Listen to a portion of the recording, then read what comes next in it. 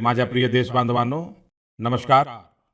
मन की बात मध्ये आपलं पुन्हा एकदा स्वागत आहे. नोव्हेंबर महिना अनेक प्रेरणा घेऊन आला. काही दिवसांपूर्वी 26 नोव्हेंबरला संविधान दिनानिमित्त सेंट्रल हॉलमध्ये विशेष कार्यक्रमाचं आयोजन झालं. वंदे मातरमच्या 150 वर्षपूर्तीनिमित्त देशभरात होणाऱ्या कार्यक्रमांची शानदार सुरुवात झाली. 25 नोव्हेंबरला अयोध्येमध्ये राम मंदिरावर धर्मध्वजाचं आरोहण केलं गेलं. याच दिवशी कुरुक्षेत्रातील ज्योतिसरमध्ये पंचजन्य स्मारकाचं लोकार्पण झालं. मित्रांनो, काही दिवसांपूर्वीच मी हैदराबादमध्ये जगातल्या सर्वात मोठ्या लीप इंजिन MRO फॅसिलिटीचं उद्घाटन केलं आहे.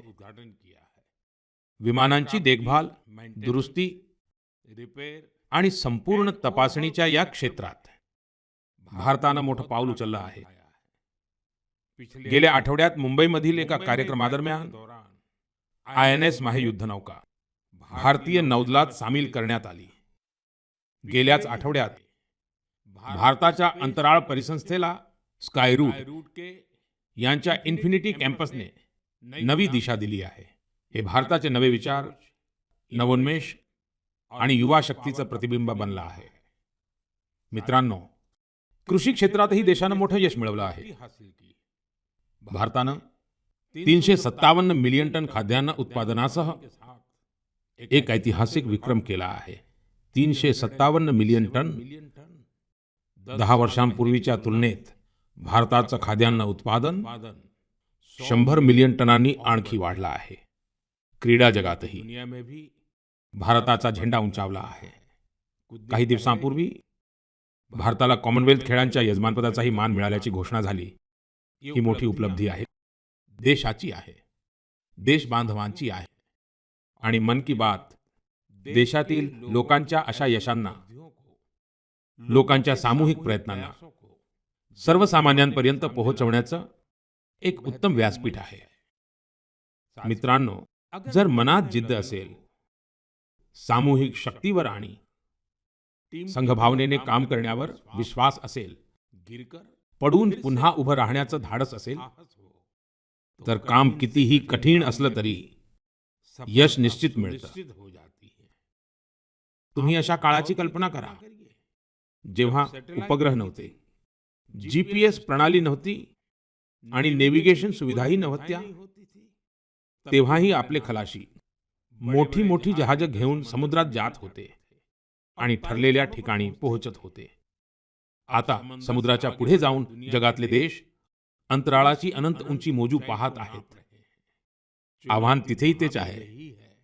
ना GPS प्रणाली आहे, ना दळणवळणाची व्यवस्था आहे. मग आपण पुढे कसे जाणार? मित्रांनो, काही दिवसांपूर्वी सोशल मीडियावर एका व्हिडिओने माझं लक्ष वेधून घेतलं. हा व्हिडिओ इस्रोच्या एका अनोख्या ड्रोन स्पर्धेचा होता.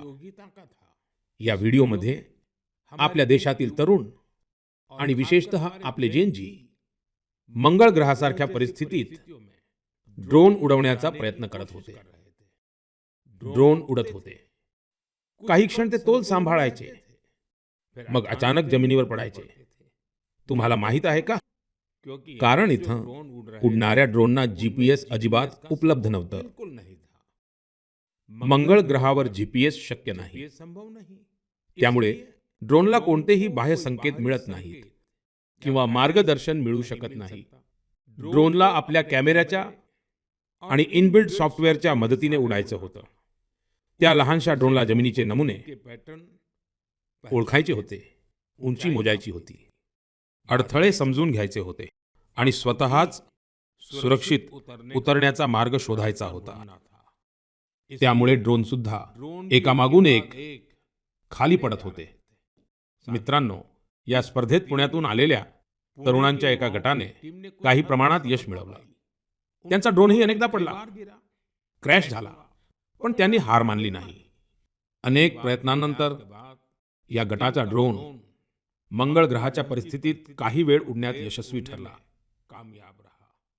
मित्रांनो, हा व्हिडिओ पाहताना माझ्या मनात असं आणखी एक दृश्य उभं राहिलं. तो दिवस जेव्हा चांद्रयान-2 संपर्काच्या बाहेर गेलं होतं.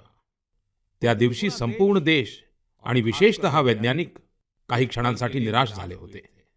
पण मित्रांनो, अपयशामुळे ते थांबले नाहीत.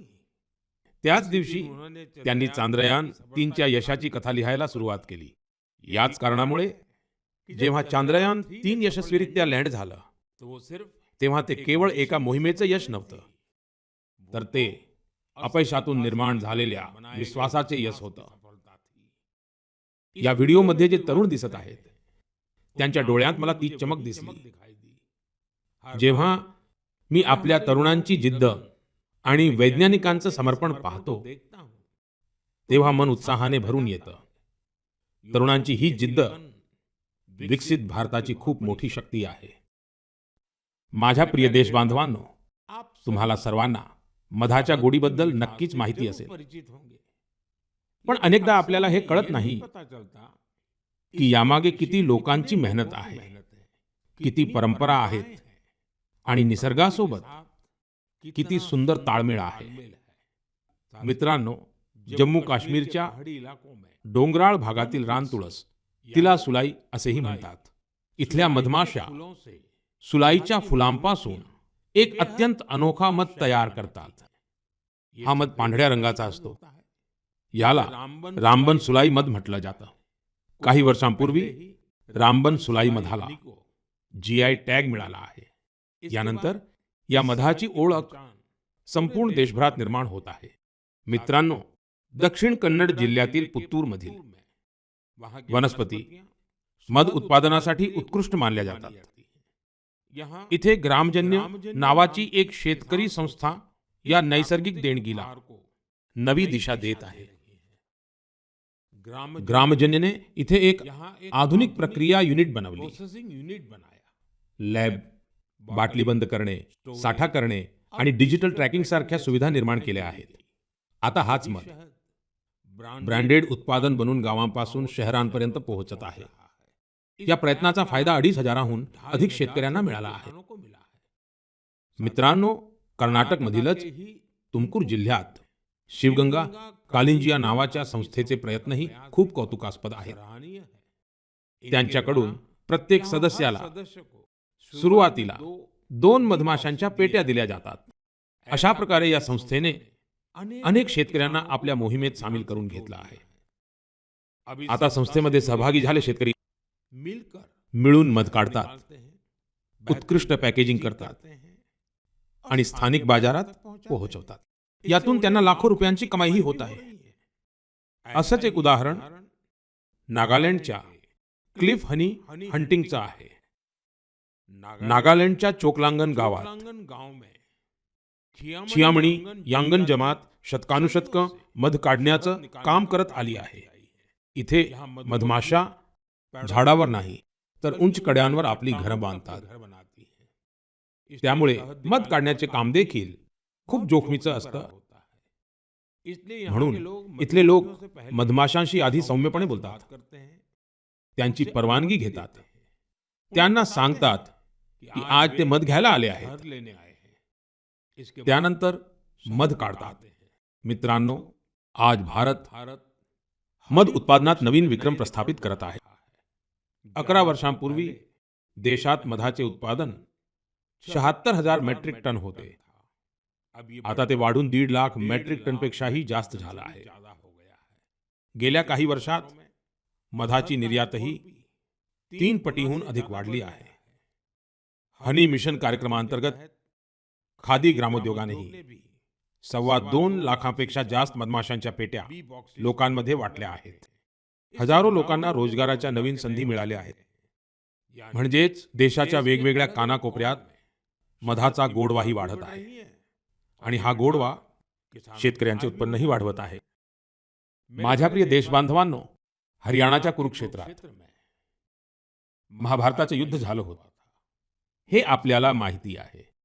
पण आता तुम्ही देखील तिथल्या महाभारत अनुभव केंद्रात हे युद्ध प्रत्यक्ष अनुभवू शकता.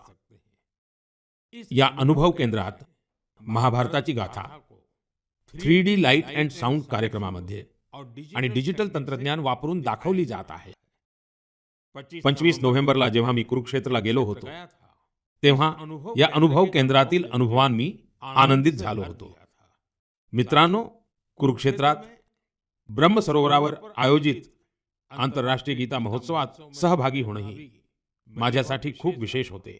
जगभरातील लोक गीता या दिव्य ग्रंथामुळे कसं प्रेरित होत आहेत, हे पाहून मी खूप प्रभावित झालो. या महोत्सवात युरोप आणि मध्य आशियासह जगातील अनेक देशातील लोकांचा सहभाग होता. या महिन्याच्या सुरुवातीला सौदी अरेबियामध्ये पहिल्यांदाच सार्वजनिक मंचावर गीतेचं सादरीकरण करण्यात आलं आहे. युरोपच्या लाटवियामध्येही एक अविस्मरणीय गीता महोत्सव आयोजित करण्यात आला. या महोत्सवात लाटविया, एस्टोनिया, लिथुआनिया आणि अल्जेरियाच्या कलाकारांनी मोठ्या उत्साहाने भाग घेतला. मित्रांनो, भारताच्या महान संस्कृतीत शांती आणि करुणेची भावना सर्वात महत्त्वाच्या आहेत. तुम्ही दुसऱ्या महायुद्धाची कल्पना करा, जेव्हा सर्वत्र विनाशाचे भयावह वातावरण होतं. अशा कठीण काळात गुजरातच्या नवानगरचे जामसाहेब, महाराजा दिग्विजय सिंहजी यांनी जे महान कार्य केलं, ते आजही आपल्याला प्रेरणा देतं. त्यावेळी जामसाहेब कुठल्याही सामरिक युती किंवा युद्धाच्या रणनीतीबद्दल विचार करत नव्हते, तर महायुद्धाच्या काळात पॉलिश आणि ज्यू मुलांचे रक्षण कसं होईल याची त्यांना काळजी होती. त्यांनी गुजरातमध्ये तेव्हा हजारो मुलांना आश्रय देऊन त्यांना नवीन जीवन दिलं. ते आजही एक आदर्श आहे. काही दिवसांपूर्वी दक्षिण इस्रायलच्या मोशाव नेवातीम मध्ये जाम साहेबांच्या पुतळ्याचं अनावरण करण्यात आलं. हा एक खूप विशेष सन्मान होता. गेल्या वर्षी पोलंडच्या वॉर्सोमध्ये मला जाम साहेबांच्या स्मारकावर श्रद्धासुमन अर्पण करण्याचं सौभाग्य मिळाले होतं. माझ्यासाठी तो क्षण अविस्मरणीय राहील. माझ्या प्रिय देशबांधवांनो, काही दिवसांपूर्वी मी नैसर्गिक शेतीच्या एका मोठ्या संमेलनासाठी कोइंबतूरला गेलो होतो. दक्षिण भारतात नैसर्गिक शेतीबाबत होत असलेले प्रयत्न पाहून मी खूप प्रभावित झालो. कितीतरी तरुण उच्च शिक्षित व्यावसायिक आता नैसर्गिक शेती क्षेत्राचा स्वीकार करत आहेत. मी तिथे शेतकऱ्यांशी बोललो, त्यांचे अनुभव जाणून घेतले. नैसर्गिक शेती ही भारताच्या प्राचीन परंपरांचा भाग आहे आणि आपल्या सर्वांचे कर्तव्य आहे की धरणी मातेच्या रक्षणासाठी तिला सातत्याने प्रोत्साहन द्यावं. मित्रांनो, जगातील सर्वात जुनी भाषा आणि जगातील सर्वात प्राचीन शहरांपैकी एक शहर, या दोन्हीचा संगम नेहमीच अद्भुत असतो. मी काशी तमिळ संगमम बद्दल बोलत आहे. 2 डिसेंबर पासून काशीच्या नमो घाटावर चौथा काशी तमिळ संगमम सुरू होत आहे. यावेळच्या काशी तमिळ संगममची थीम खूपच रंजक आहे. तमिळ शिका, तमिळ करकलम. काशी तमिळ संगमम ज्या लोकांना तमिळ भाषेची आवड आहे त्या सर्वांसाठी हे एक महत्त्वाचं व्यासपीठ बनले आहे. काशीच्या लोकांशी जेव्हाही बोलणं होतं तेव्हा ते नेहमी सांगतात की काशी तमिळ संगममचा भाग बनणं त्यांना खूप आवडतं. इथे त्यांना काहीतरी नवीन शिकण्याची आणि नवीन लोकांना भेटण्याची संधी मिळते. यावेळीही काशीचे रहिवासी पूर्ण जोश आणि उत्साहाने तमिळनाडूतून येणाऱ्या आपल्या बंधू भगिनींचे स्वागत करण्यासाठी खूप उत्सुक आहेत.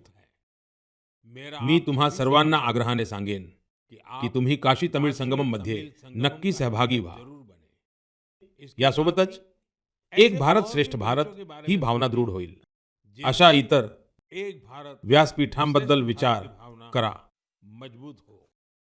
इथे मी पुन्हा एकदा सांगू इच्छितो तमिल कलाचारम उयर्वानद, तमिल मोली उयर्वानद, तमिल इंडियाविन पेरुमिदम. माझ्या प्रिय देशबांधवांनो, जेव्हा भारताच्या सुरक्षा यंत्रणेला बळकटी मिळते तेव्हा प्रत्येक भारतीयाला अभिमान वाटतो. गेल्या आठवड्यात मुंबईत INS माहे भारतीय नौदलात दाखल करण्यात आला. काही लोकांमध्ये त्याच्या स्वदेशी डिझाईनबद्दल खूप चर्चा झाली. तर पुद्दुचेरी आणि मलबार किनाऱ्यावरील लोक त्याच्या नावानेच आनंदी झाले. खरं तर त्याचे माहे हे नाव समृद्ध आणि ऐतिहासिक वारसा लाभलेल्या माहे या ठिकाणाच्या नावावरून ठेवण्यात आलं आहे. केरळ आणि तामिळनाडूतील अनेक लोकांना ही गोष्ट लक्षात आली की या युद्धनौकेचं टोक उर्मी आणि कलरीपयट्टूच्या पारंपरिक लवचिक तलवारीसारखं दिसतं. आपले नौदल अत्यंत वेगाने आत्मनिर्भरतेच्या दिशेनं पुढे जात आहे.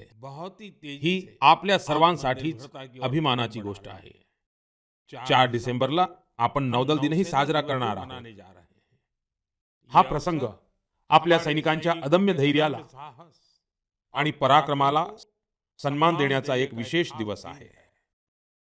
मित्रांनो, नौदलासंबंधी पर्यटनाची आवड असलेल्या लोकांसाठी आपल्या देशात अशी अनेक ठिकाणं आहेत जिथं जाऊन त्यांना बरंच काही शिकायला मिळेल. देशाच्या पश्चिम किनाऱ्यावर गुजरातच्या सोमनाथजवळ दीव नावाचा एक जिल्हा आहे. दीवमध्ये INS खुखरीला समर्पित खुखरी स्मारक आणि संग्रहालय आहे. तर गोव्यात नेव्हल एव्हिएशन म्युझियम आहे. हे आशियातील अशा प्रकारच्या संग्रहालयातील एक अद्वितीय संग्रहालय आहे. फोर्ट कोचीच्या INS द्रोणाचार्यमध्ये इंडियन नेव्हल मॅरिटाईम म्युझियम आहे. इथे आपल्या देशाचा सागरी इतिहास आणि भारतीय नौदलाची उत्क्रांती पाहता येते. श्री विजयापुरम, ज्याला पूर्वी पोर्ट ब्लेअर म्हटले जात होते, तेथील सामुद्रिका नौदल सागरी संग्रहालय त्या क्षेत्राच्या समृद्ध इतिहासाची ओळख करून देण्यासाठी प्रसिद्ध आहे. कारवारच्या रवींद्रनाथ टागोर समुद्र किनाऱ्यावरील युद्धनौका संग्रहालयामध्ये क्षेपणास्त्रे आणि शस्त्रास्त्रांच्या प्रतिकृती ठेवल्या आहेत. विशाखापट्टणमध्येही भारतीय नौदलाशी संबंधित एक सबमरीन, हेलिकॉप्टर आणि एअरक्राफ्ट म्युझियम आहे. मी तुम्हा सर्वांना, विशेषतः लष्करी इतिहासात आवड असलेल्या लोकांना आग्रह करतो की तुम्ही ही संग्रहालये पाहण्यासाठी अवश्य जा. माझ्या प्रिय देशबांधवांनो, हिवाळा आला आहे आणि त्याचबरोबर हिवाळ्याशी संबंधित पर्यटनाचाही काळ आला आहे. जगातील अनेक देशांनी देखील अशा प्रकारच्या पर्यटनाला, हिवाळी पर्यटनाला आपल्या अर्थव्यवस्थेचा खूप मोठा आधार बनवला आहे. अनेक देशांमध्ये जगातील सर्वात यशस्वी हिवाळी महोत्सव आणि विंटर स्पोर्ट्स मॉडेल आहे. या दोन भागांनी skiing, snowboarding, snow trekking, ice climbing आणि फॅमिली स्नो पार्क्स यांसारख्या अनुभवांना आपली ओळख बनवली आहे. आपल्या हिवाळी महोत्सवांनाही त्यांनी जागतिक आकर्षणात बदलले आहे. मित्रांनो, आपल्या देशाकडेही हिवाळी पर्यटनासाठी लागणारी क्षमता आहे. आपल्याकडे डोंगर पर्वतही आहेत, संस्कृतीही आहे आणि साहसी खेळांच्या असीम शक्यताही आहेत.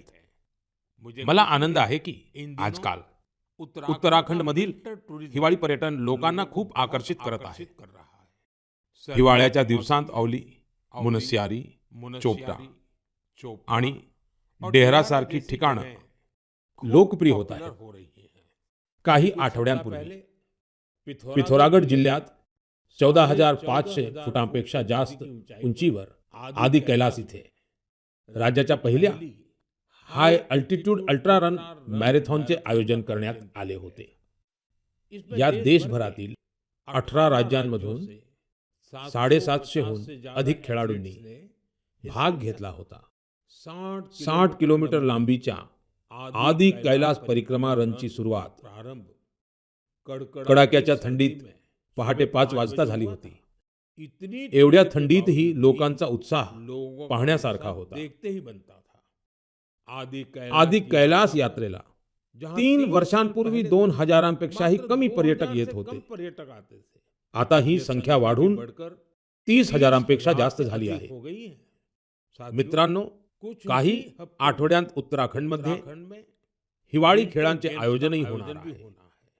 देशभरातील खेळाडू, साहसी खेळांचे शौकीन आणि खेळांशी संबंधित लोक या आयोजनाबद्दल उत्सुक आहेत.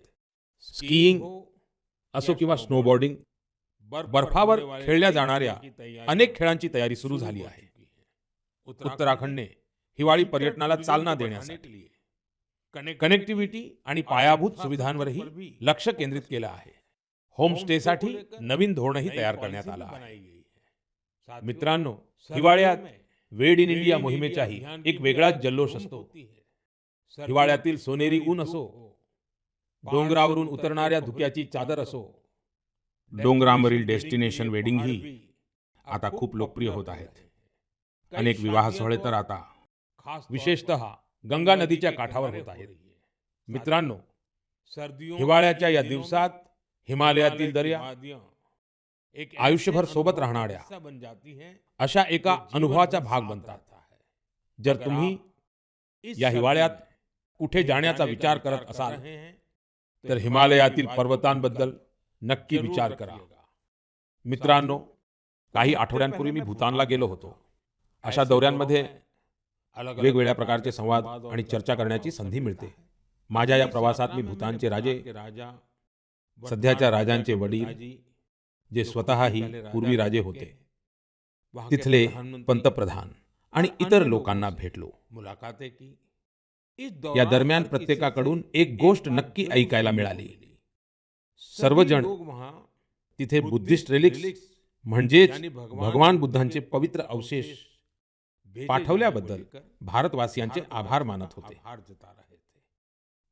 मी जेव्हाही हे ऐकलं तेव्हा माझं मन अभिमानानं भरून आलं. मित्रांनो, भगवान बुद्धांच्या पवित्र अवशेषांबद्दल इतर अनेक देशांमध्येही असाच उत्साह पाहायला मिळाला. गेल्या महिन्यातच राष्ट्रीय संग्रहालयातून या पवित्र अवशेषांना रशियाच्या काल्मिकिया इथे नेण्यात आलं होतं, जिथे बौद्ध धर्माला विशेष महत्त्व आहे. मला सांगण्यात आलं की त्यांच्या दर्शनासाठी रशियाच्या दूरदूरच्या भागातूनही मोठ्या संख्येने लोक तिथे पोहोचले. या पवित्र अवशेषांना मंगोलिया, व्हिएतनाम आणि थायलंड इथेही नेण्यात आलं आहे. प्रत्येक ठिकाणी लोकांचा प्रचंड उत्साह पाहायला मिळाला. त्यांच्या दर्शनासाठी थायलंडचे राजे सुद्धा आले होते. संपूर्ण जगात भगवान बुद्धांच्या पवित्र अवशेषांप्रती अशा प्रकारची दृढ भावना पाहून हृदय भावनांनी भारावून जातं. हे ऐकून खूप छान वाटते की अशा प्रकारचा कोणताही उपक्रम संपूर्ण जगातील लोकांना एकमेकांशी जोडण्याचे माध्यम बनतो. मी तुम्हा सर्वांना नेहमी व्होकल फॉर लोकल या मंत्राचे पालन करण्याविषयी सांगतो. नुकतंच काही दिवसांपूर्वी G20 शिखर परिषदेदरम्यान जेव्हा जगातील अनेक नेत्यांना भेटवस्तू देण्याची वेळ आली, तेव्हा मी पुन्हा म्हटलं व्होकल फॉर लोकल. मी देश बांधवांच्या वतीनं जगातील नेत्यांना ज्या भेटवस्तू दिल्या त्यात या भावनेची विशेष काळजी घेण्यात आली. G20 दरम्यान मी दक्षिण आफ्रिकेच्या राष्ट्राध्यक्षांना नटराजाची कांस्य प्रतिमा भेट दिली. ही तमिळनाडूच्या तंजावरच्या सांस्कृतिक वारशाशी जोडलेल्या चोलकालीन शिल्पकलेचे एक अद्भुत उदाहरण आहे. कॅनडाच्या पंतप्रधानांना चांदीच्या अश्वाची प्रतिकृती देण्यात आली. हे राजस्थानमधील उदयपूरच्या उत्कृष्ट शिल्पकलेचं दर्शन घडवतं. जपानच्या पंतप्रधानांना बुद्धांची चांदीची प्रतिकृती भेट देण्यात आली. यात तेलंगणा आणि करीमनगरच्या प्रसिद्ध चांदीच्या हस्तकलेची सूक्ष्मता दिसून येते. इटलीच्या पंतप्रधानांना फुलांची नक्षी असलेला चांदीचा आरसा भेट म्हणून दिला. हे सुद्धा करीमनगरच्या पारंपरिक धातू शिल्पकलेला प्रदर्शित करतं. ऑस्ट्रेलियाच्या पंतप्रधानांना मी पितळी उरुळी भेट दिली. हे केरळमधील मन्नार येथील एक उत्कृष्ट शिल्प आहे. माझा उद्देश होता की जगाने भारताचे शिल्प, कला आणि परंपरेबद्दल जाणून घ्यावे आणि आमच्या कारागिरांच्या प्रतिभेला जागतिक व्यासपीठ मिळावं. मित्रांनो, मला आनंद होतो की व्होकल फॉर लोकलच्या भावनेला देशातील कोट्यवधी लोकांनी आपल्या जीवनाचा भाग बनवला आहे.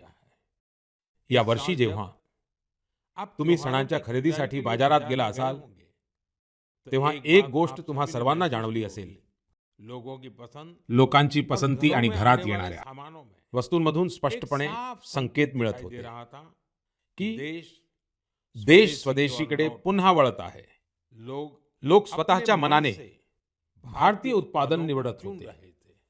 हा बदल अगदी लहान दुकानदारालाही जाणवला.